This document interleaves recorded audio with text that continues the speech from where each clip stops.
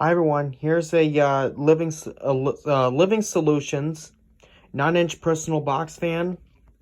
So my neighbor next door from my apartment is moving, and she gave me a Galaxy pedestal fan, a cheapy Galaxy pedestal fan, this, and a table.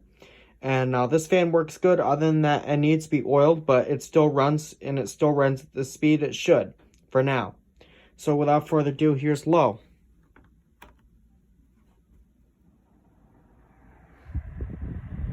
I cleaned it all up and it works good. It's pretty strong for a small box fan like this. No rattling, really not much rattling. Sorry for the green dot. It's the light glare. But here's medium.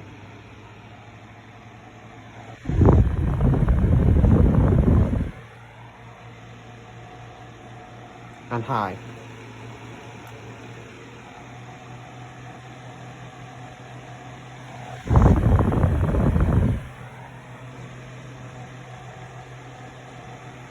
And off.